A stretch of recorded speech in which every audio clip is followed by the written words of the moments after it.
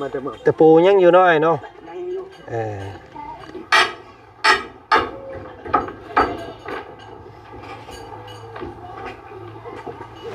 เนาะใกล้สิ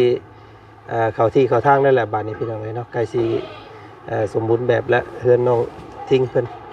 เนาะอ๊บเด้อ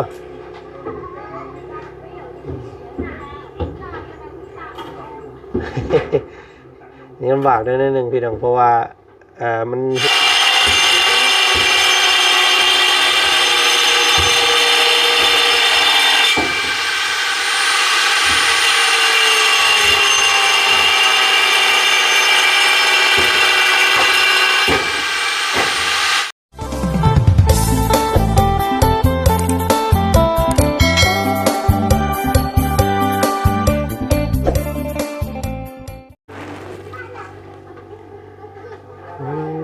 พี่น้องเลย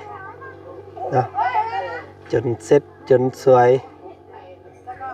เพื่อไปตามหาไม้เสื้อล่ามาให้เพื่อนเป็นยังไงเนาะไปลายห่านเขากระโบตัดให้เกี่ยวซูซี่เอาพี่น้องเลยอันนี้ก็ได้เนาะให้เพื่อนตัดให้10 แผ่นเนาะโอ้ยพี่น้องเลยหอบก่อนสิได้นี่ก็ได้พี่น้องเอ้ยเนาะเอาเนาะมาฮอดจอดถึงบาทที่นี่พี่น้องเลยเนาะรายงานตัวซ่าเนี่ยน้อยนึงเพราะว่าตามล่าผาเสื้อล่าอยู่พี่น้องเลยฝนตกเมื่อคืนนี่เนาะโธ่ก็นำมันไว้ลงมาเฮ็ดให้ดินผ้าอากาศซุ่มเย็นบาดนี้พี่น้องเลยเนาะเป็นตายส้นตาเศร้าเนาะเย็นสดชื่นบาทนี้พี่น้องเลยทางบ้านของน้องทิ้งทางเมืองเซโปนตกมาเลยเมื่อคืนพี่น้องเลยเนาะโอ้เพิ่นมั่งเรียบร้อยหมดเลยเนาะพี่น้องเลยเนาะกะซ่าได้นิดนึงตามให้เพิ่นตัดให้เพิ่นบ่อยากตัด เพิ่นบ่มีแนวตัดว่าซั่นพี่น้องเลยเนาะโอ้ยแล่นลงไปท่านั่งเผาเอาจังได้ว่าซั่นซะโอ้เพิ่นกำลังกินหยังอันนี้กินซอยจุโอ้มันคักได้เบิดเด้อบ่เนาะอยากนำดินี่เฮาเอามาเพิ่มน้ำเอาสบายดีเด้อเนาะสบายดีทั้งทีมสร้างวัดสุขุสุคนขอโทษขออภัยหลายๆมาซ่ามันเพิ่นบ่อยากตัดให้ไปนั่งเผาเอานี่ก็ได้10 แผ่นเพิ่นบ่มีแนวตัดเนาะมาทันพาเข้าพอดีพี่น้องเลยเนาะทางครอบครัวของน้องทิ้งเพิ่นเอายังสู่เพิ่นกินมื้อนี้น้องทิ้งเอาของในโอ้เครื่องในงัวโอ้เพิ่นตัดผมใหม่แล้วนี่เนาะสร้างตัดว่าสิตัดให้อยู่เนาะบ่ทันครับสร้างจัดการให้ก่อนแล้วพี่น้องเอ้ยเปลี่ยนหลังคาให้ใหม่อันนี้เพิ่นก็เรียบร้อยไปเลยเนาะ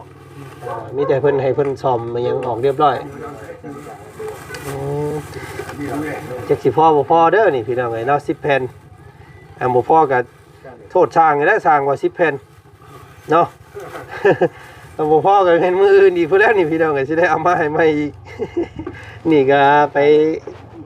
ให้เพิ่นตัดให้กระทึกเนาะซื้อให้กินมาให้ปิ้งไก่แล้วก็ก้อยหนังพี่น้องเอ้ยเนาะน้องงามกินได้บ่ปิ้งไก่ได้อยู่เนาะเอาไว้ให้น้องงามเด้อซั่นเด้อให้น้องงามกินน้ำเอากินข้าวก่อนจังลงคนเอาใหม่พี่น้องเอ้ยบาดนี้คือสิสำเร็จอยู่มื้อนี้เนาะเด็ดก็ให้สร้างเพิ่นนั้นบูรปัดเคลียร์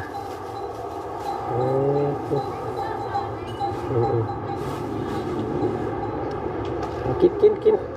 แซ่บตัดทรงผมใหม่พี่น้องเอ้ยเนาะคือยุบาดนี้เนาะตะกี้โดนโอ้ยหยุดงานมื้อนี้เนาะหมอนั่นก็ไปคือกันบ่ไป ผักเบิดจังไรเพิ่นไล่เอาเบิดนั่นแล้วได้จุดเจ้า ก็เขาก็เรียกเลยเหมือนจัดมา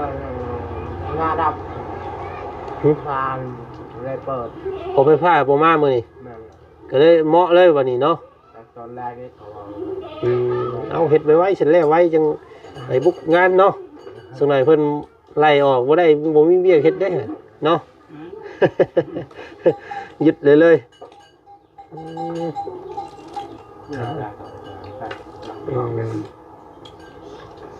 พี่น้องครับตัวเพิ่นเฮ็ดบันไดสูงแท้นี่พี่น้องเอาไม้จับเจืออยู่บ่นี่เนาะตอกใช่นี่ไม้คือสีดอกแค่นี่พี่น้องเนาะงอยลงนี่โอ้ย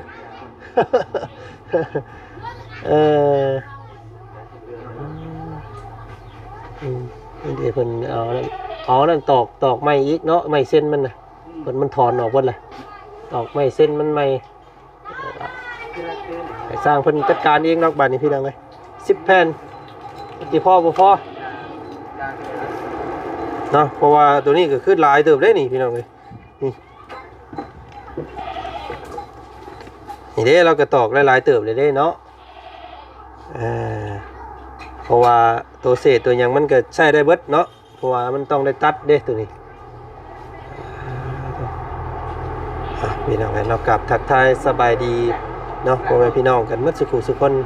มื้อนี้ทางบ่าวจันเข้ามาบ้านน้องทิ้งคือเก่าพี่น้องเอ้ยเนาะมาตามเรื่องให้มันสำเร็จว่าซั่นซะเนาะยันสร้างเพิ่นท่าโดน มาพ่อพาเข้าเอากินเดี๋ยวจังลุงแบกน้ำกัน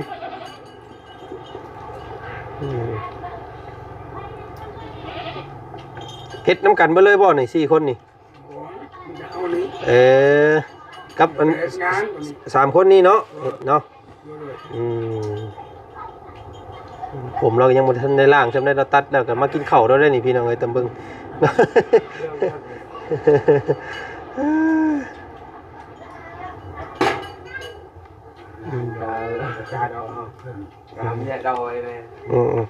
เอาให้เพิ่นกินข้าวก่อนพี่น้องเลยเนาะทางบ่จัน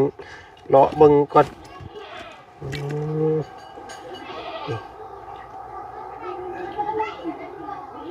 ฝนตกพี่น้องเลยเนาะเท่าฝ่าฝนกระหน่ำลงมาเมื่อคืนนี่เฮ็ดให้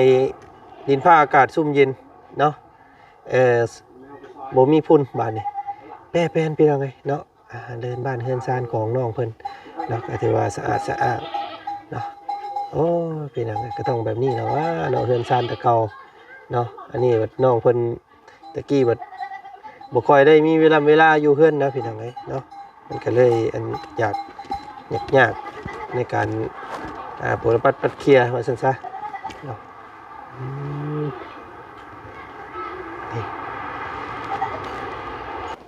พี่ทางแม่น้องอ่อนเพิ่นก็กินข้าวแต่ว่าเดี๋ยวเฮาสำเร็จเฮือนก่อนแม่เพิ่นว่าอยากซอยห้องน้ำอีกอยู่เนาะเฮ็ดซ้ำเฮือนเขาน้องหัวน้องหยังนี่แหละว่าซั่นพี่น้องเนาะพอได้อาบเนาะเดี๋ยวสิถามทางสร้างเพิ่นเพิ่มเติมอีกเนาะอันนี้ก็ของพ่อเล่านะพี่น้องเอ้ยเนาะของพ่อน้องทิ้งก็บ่มีคือกันอันนี้ก็ได้พี่น้องเอ้ยเนาะ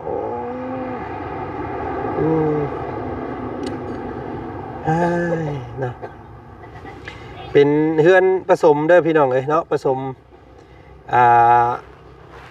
ผสมยัง ผสมมันว่าโมเดิร์นผสมมันว่าทันสมัยในนั้นนึงได้กับประกอบเครื่องนึงเป็นแบบนี้เนาะมันก็งามตามที่เฮาแปรแปลงให้แล้วพี่น้องเนาะตัวนี้มันก็โอเคอยู่เนาะก็ใช้ได้แล้ววันสั้นซะวันนี้ก็ได้เนาะเป็นผ้าไหมนั่นเด้อพี่น้องเลยครับผ้าไหมกระจาดเนาะงามอยู่วันนี้เนาะฝนตกเมื่อคืนแห้งบ่อยบ้านเจ้ากันพอดีซุ่มเนาะนี่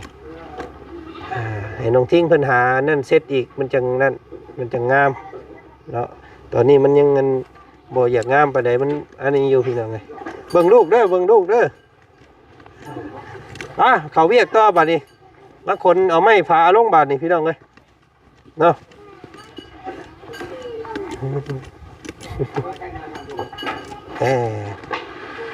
ตัดสำนี่เอามันแก่มาบ่ได้มันยาว มีแต่ให้เจ้าอัน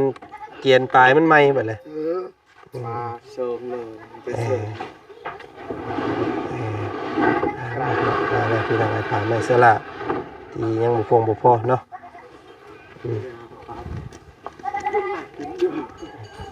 ต่อเอาเนาะมันอันนั้นก็ต่อเอาพี่น้องเพราะว่าอันนี้ก็เพิ่นบ่อยากตัดให้ได้นี่เนาะมันหน่อยเพิ่น เขี่ยวเพิ่นเอาตัดให้ก่อนว่ะตัดเองเนี่ยเมื่อกี้นี่ก็ได้พี่น้องโอ้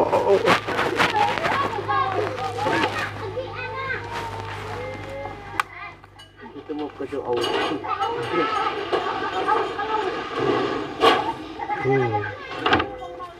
จะโอยมาแต่เมื่อแต่ปูยังอยู่น้อยเนาะ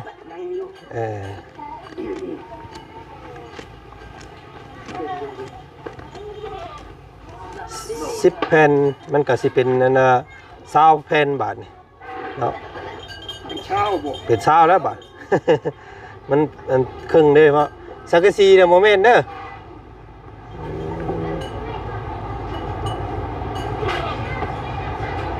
นุ่งส่งให้แล้วดีกว่านี่หมอนี่เฮ้ย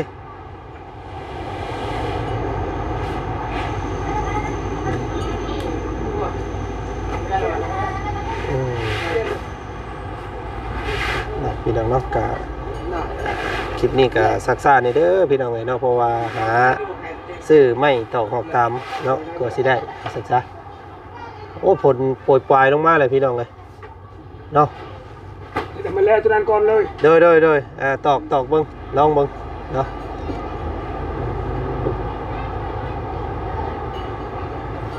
จะให้งัดอย่างลงเป็นละเอียดคือเก่าอะไรทั้งนั้นกันครับนั่นกันเอาขึ้นมาทั้งโน่นทิ้งอันนั้นท่านเงินขึ้นมาให้ไอ้ขึ้นทั้งพี่ยอมปังเลยนะนอน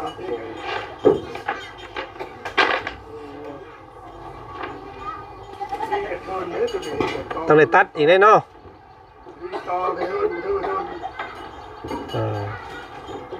ตัดเอา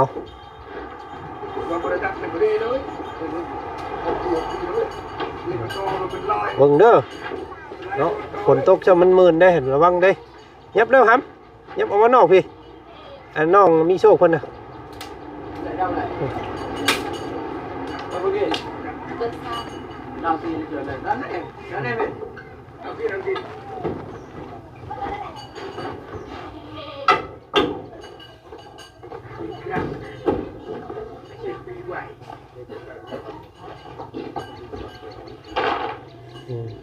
เป็นหยุดเวียกหยุดงานอีกคือเก่ามื้อนี้พี่น้องน้องทิ้งเพิ่น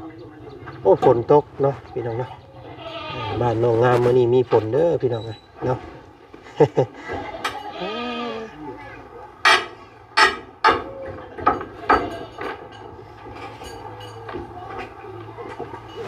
เนาะใกล้สิเข้าที่เข้าทางนั่นแหละบ้านนี้พี่น้องเนาะใกล้สิสมบูรณ์แบบและเฮือนน้องทิ้งเพิ่นเนาะเดี๋ยวเปลี่ยนเพนพาใส่ตัวนี้แล้วก็มันก็สิขึ้นกว่าเก่าอยู่เนาะเฮือนชานเพิ่นก็เดี๋ยวว่าจันทร์สิซื้ออันว่าอันนั้นเนาะบ่ให้เพิ่นขึ้นนะครับบ่ขึ้นลง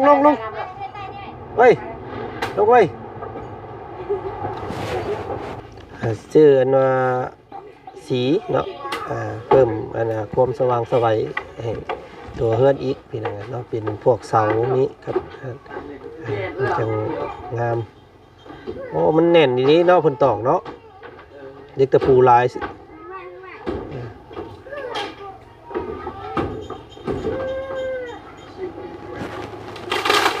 เด้อ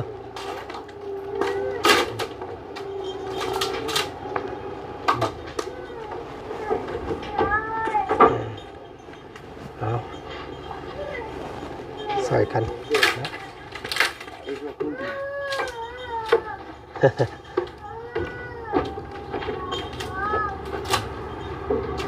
มันก็ตกที่เราไว้บาทเลยนะก่อน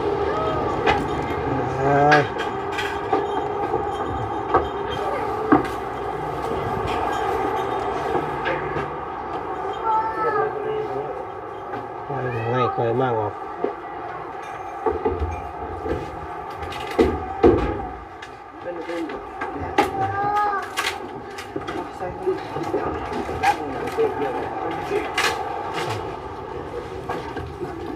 ตัดอันนั้นเอา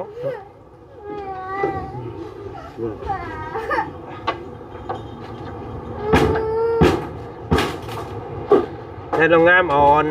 อาผ้ามาเซ็ตนี่เด้อมันจะงาม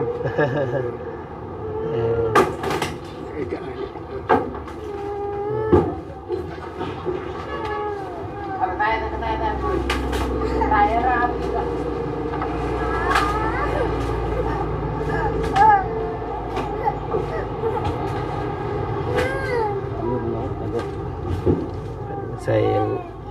สมาธิเพิ่นอยู่พี่น้องเลยเนาะใส่สีมือไอ้ฉาบ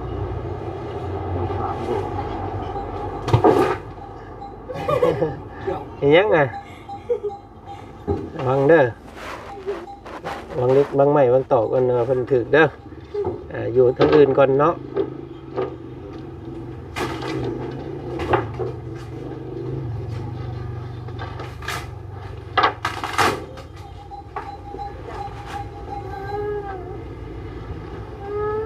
ใช่พี่น้องเลยปึ๊บใครถือว่าเฮือนเรามีไฟเนาะสัญญาเติบได้ขโมยมีไฟตัดสร้างเป็นดำเนินการก่อนเถอะพี่น้องเลยเนาะเดี๋ยววันจันทร์สิมาอัปเดตเบิ่งเพิ่มเติมอีกถ้ามันบ่พอเดี๋ยวสิมาเบิ่งใหม่อีกได้เด้อ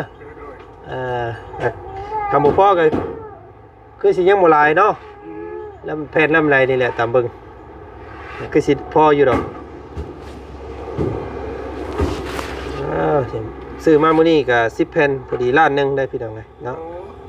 แผ่นละแสนมีแต่ให้สร้างเพิ่นเฮ็ดบ่ให้มันเสียแหละเนาะเก็บใส่ให้มันเป็นให้มันได้เบิดได้เบิดบ่เชื่อ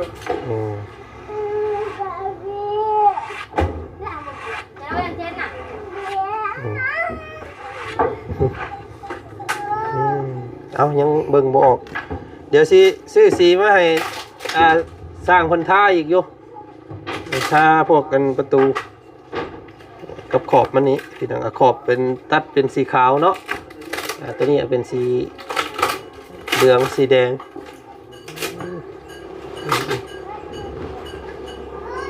ปุ๊บเนาะ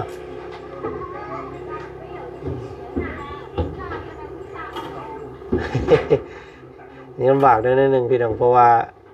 มันเฮือนมันแล้วเดี๋ยวเขาสอบใหม่ดิเนาะเขาสอบใหม่แล้วมันยากปลาลุงเพิ่นว่าบ่ให้ใส่ก็ยากอยู่นี่มันสิมืดเพิ่นว่าเนาะซ้ำนี่ก็ได้แล้วมันจังบ่ฮอดเนาะละเอียดงามอยู่พี่น้องทางสร้างเพิ่นสิมือปุ๊บ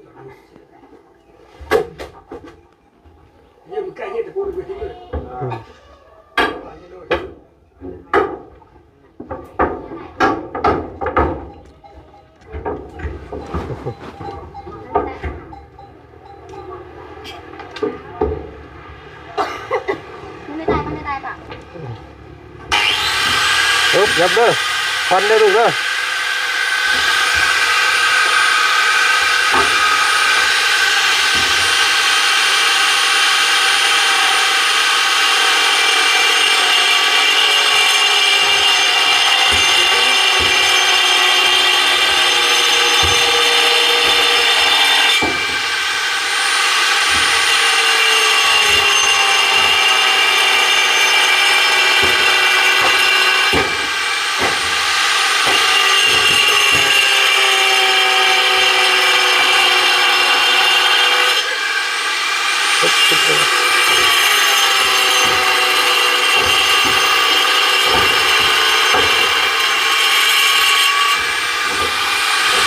ลงมาลุมถือลูกไว้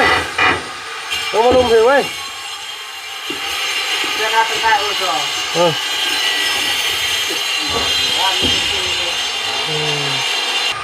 ฝนตกบาดในพี่น้องเว้ย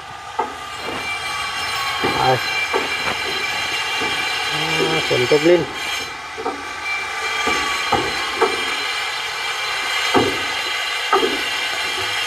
เอาลงทิ้งเดี๋ยวไอ้สิมาใหม่เด้อเดี๋ยวพักกันเฮ็ดดอดเดี๋ยวตอนช่วงค่ำเดี๋ยวมาใหม่เดี๋ยวไอ้เขามาหาใหม่อีกให้สร้างเพิ่นลงมือก่อนนะปึ๊บมึงลูกตารางเด้อมันกี่พุ่นเอาออกมาข้างในพี่เอาออกมาพี่เอามาตารางเฮือนนั่นน่ะพ่อเจ้าพี่กี่พุ่นคู่ลงใส่เล่าได้หั่นเนาะ เอ้ยแก่เพิ่นมาผูกอยู่พี่มันกี่พุ่นได้อยู่หั่นลงมาลูกลงมาไว้ลงมาไว้ลงมาไว้ไม่สิถึกไว้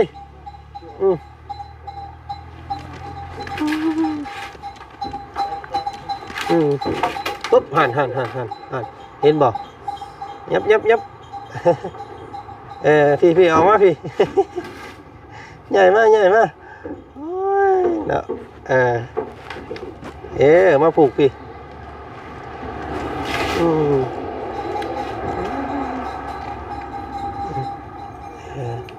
เอาผูกอยู่พี่เอานี่นอนคักแน่ดิพี่น้องเนาะแต่ละมื้อนอนบ่ได้ตื่นจักเทื่อ ผู้ชายวัดสองพี่น้องเนาะซ้ำสิได้ลูกไผ่แล้วน้องงามเพิ่นนี่บ่ได้ลูกเขยน้ำมูแล้วเนาะได้แต่ผู้ชาย